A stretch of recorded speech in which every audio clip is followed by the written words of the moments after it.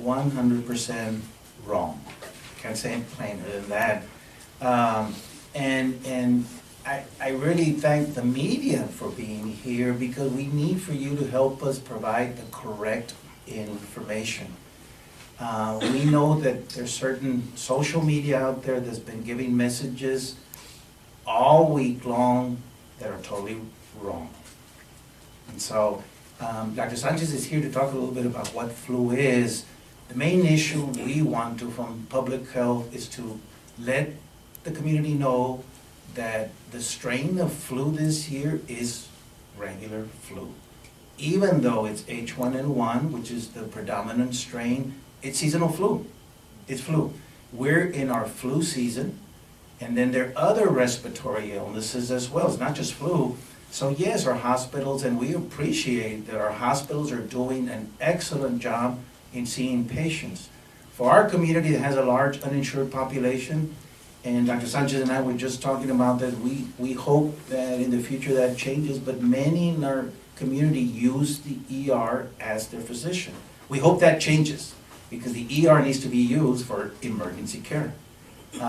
But right now, many patients who are coming down with respiratory illnesses and flu are using the emergency room. So people are saying the emergency room is full. Well, yes, we're in our flu season, we're in our cold season, we're in our pneumonia season. Just like in the summer, we see a surge in gastrointestinal. This is the cold and flu and respiratory illness season. So it's not just flu. But I can tell you that, and we've confirmed it with the 14 cases we've confirmed. These are confirmed. And in comparison to last year, we're just beginning our flu season, January and February, but in comparison to last year, we had 40 confirmed cases, we only have 14. So we have not surpassed our baseline as compared to other years. Is the flu strain any different? No. It is seasonal flu. There is no variation of concern. The flu virus changes each year. That's why you got to be vaccinated each year. But I can tell you that the great news is that for the current strain of flu, the vaccine protects you adequately. The vaccine does the job. And so we want to urge the public to get vaccinated.